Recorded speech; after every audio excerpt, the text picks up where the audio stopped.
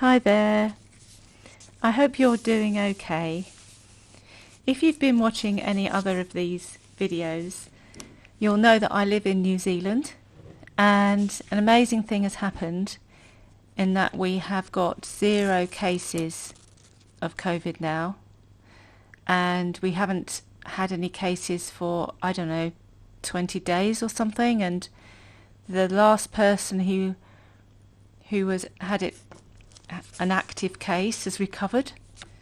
So I am so grateful, and so we had a bit of a celebration last week sometime when the announcement came out, and so now we are in level 1 and navigating our way with that, because it is still strange, and our borders are closed at the moment.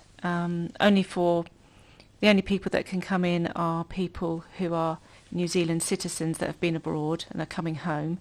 And when they come in, they have to be quarantined, and they're put up in a hotel and basically guarded, more or less.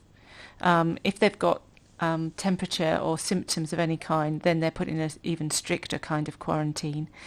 So that's what we're doing at the moment. But I guess in time we'll be thinking about how to relax those measures and how to go about it. So yeah, it's all new territory, lots of change, and but so much to be thankful for, and I am.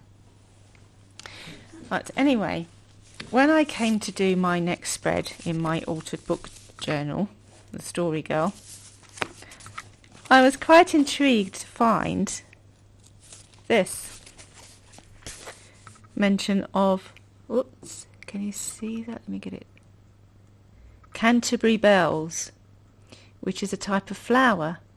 But the interesting thing and the synchronicity is that Christchurch, where I live, is in Canterbury. So that's the name of the county in New Zealand. So it's very, very, lots of places in New Zealand are named after British regions, because the British came over here essentially. So yeah, that was lovely. So I have looked it up. Whoops, get this round the right way. Come on. And this is what Canterbury bells look like. Aren't they pretty? And you can get them in pink. So I think that's given me an idea that this spread is going to be a flower spread, and so I'll probably gesso and then draw some of these on. And I'm also thinking that I might do something with napkins, paper napkins with flowers, so make a bit of a collage as well. And what I want to do is I want to show you how I make pockets sometimes in my altered books. And so what I'm going to do is I'm going to cut down here and then stick this to this page, and it will become a pocket. And then I'm going to slip this in, because this has come from a card that was sent to me, and I often cannibalise, I suppose, or reuse cards that I particularly love. And what I do is I'll keep the sentiment. I won't throw that away, I'll keep it, and then I get to use this as well in my art. So I think that the colour scheme will probably have purple and blue. So I'm already sort of getting an idea for colour scheme, and so that's what I'm going to do. So I think I'll come back when I've gessoed and it's dried, and I'll collect some napkins to use.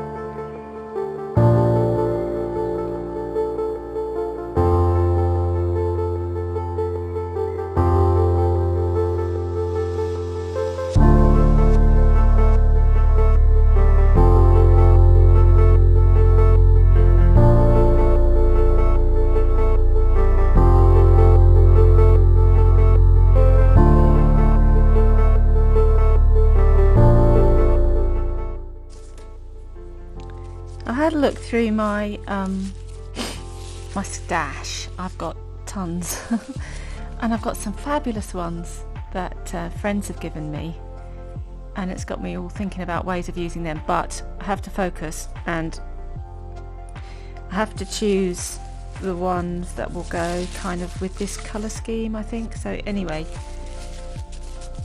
I've come up with these ones,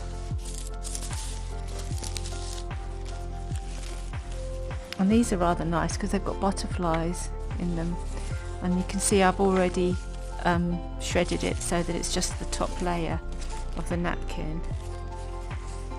And of course now I'm thinking maybe I should have drawn this in on top of this. Typical, I don't plan very well. So maybe I'll just put some kind of around the edges and then draw, because I mean I've sketched it once, I can just sketch it again. So I'm thinking these are nice, and I've got, what else? I was thinking that this one's really nice. Oops. It looks a little bit like the Canterbury bells, I think. Kind of similar-ish. So I'll put them in somewhere. And that's probably enough really, isn't it? I might go too mad otherwise. Got these. No, I'll save them for something else. So, and the other thing, saw these. Look at these beautiful, are they kingfishers? Yeah, kingfisher. Sorry, I keep putting it out of the shot. These are beautiful, aren't they? I love that blue, that electric blue. So what I might even do is put one in at the end on a sort of another layer. So right, I'm going to use matte medium to put them in, and I've heard people say you can just do it with glue stick, but I'm not willing to do that today. It probably would work, but I think what I'll do is I'll put these in with matte medium, and we'll then have to let it dry.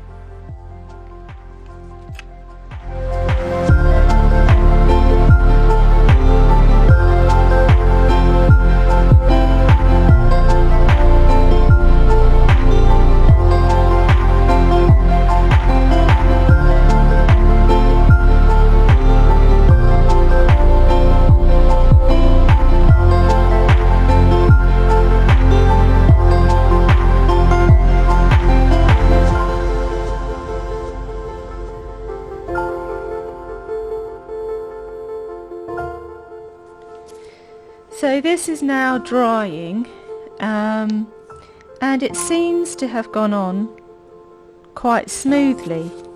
So at the moment I'm quite pleased with how it's gone on. Fingers crossed it will stay that way. But while I'm waiting for this to dry, because I don't think I can use a heat gun on this, and I'm a bit worried about it because I think it might make it wrinkle or something, I don't know.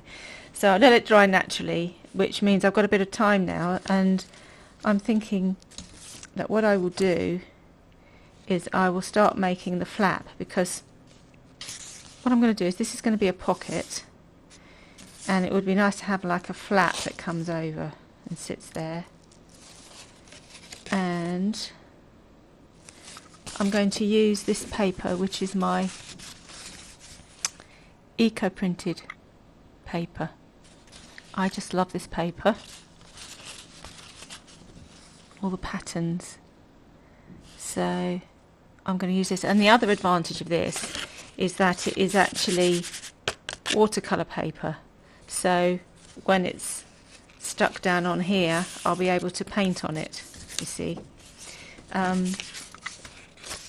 When I make these books I remove about roughly a third of pages, and I nearly always keep them because I can use them to make pockets and things, and also they're great because I can use it as a template, so I'll be able to get the right size and cut it down to size, ready to fit.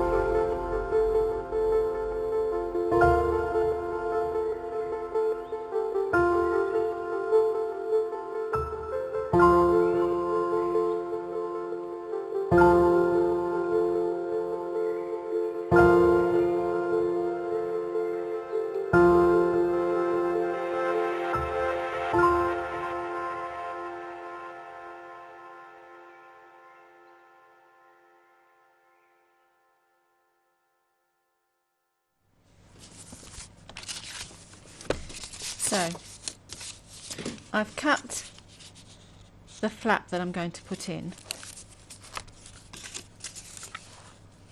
and oops, must remember to get it on the right page because this is going to be the pocket, like that. and then this is going to stick here. What I've realised is though, I need to make this, and it's something to keep in mind if you're making these, is that I need to make this a little bit smaller so that it doesn't interfere with the pages opening. So I'm just going to take a little bit off.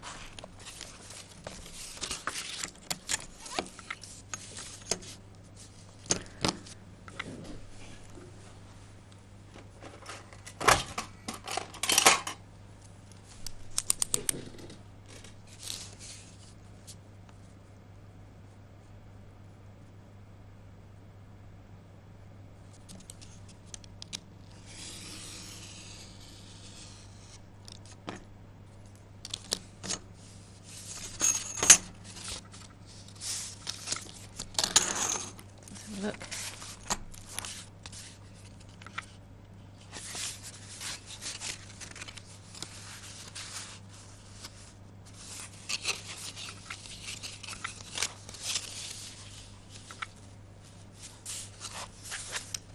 So that's good.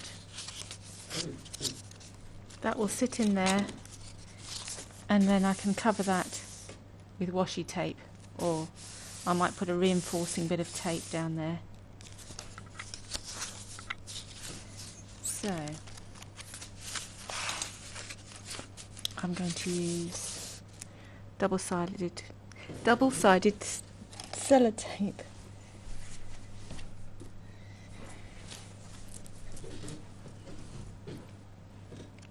I'm going to use a combination of double-sided sellotape, I can't say it today, double-sided sellotape and glue stick if I can find it.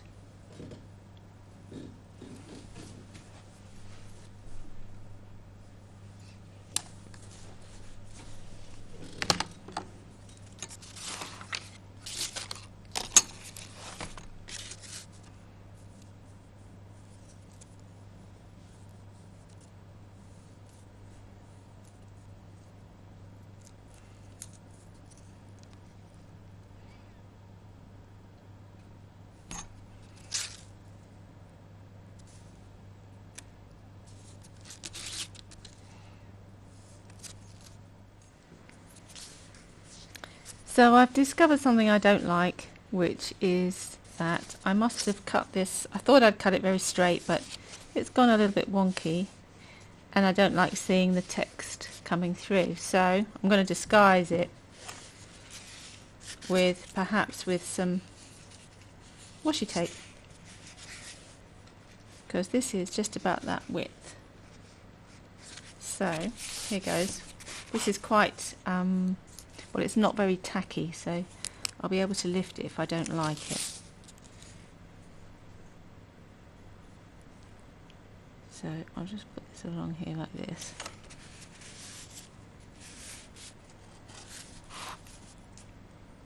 Oh, I have put my scissors. Oh, there we go.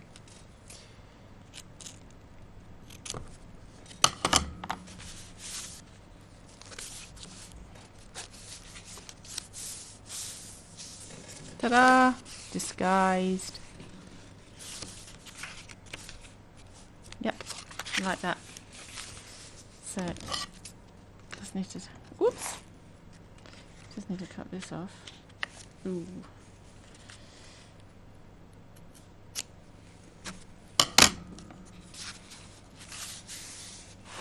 And sometimes I found that this kind of lifts up, and if it does, I'll just get some glue underneath it. Although, it won't be so easy. Let's have a look. No, it seems to be sticking all right. I'll risk it. This is my journal, and it doesn't have to be perfect. So the next thing is to glue down the sides, and for that I'm going to use something a bit stronger. I'm going to use beloved double-sided tape. This red sellotape I found, it's really strong. I love it. In fact, I'm becoming reliant on it a bit, really, which is not good because it's not cheap. But it does the job.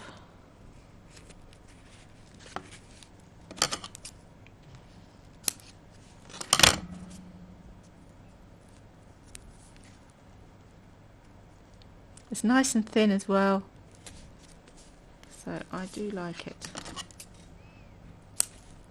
But I'm going to make it even stronger with a bit of this one, which is from Tombow Mono Liquid Glue. So what I do is I lift this up first, because I mean, sometimes it takes me ages to get the edge of it, so bear with me. Actually, no, I'll switch this off while I'm doing this because it takes me ages. Now I had to take the nozzle off because it had all gummed up. So I'm being very messy here. But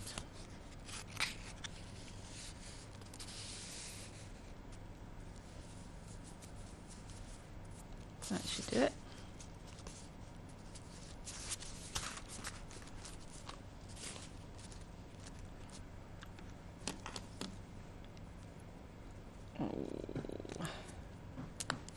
I can't get the nozzle back on now.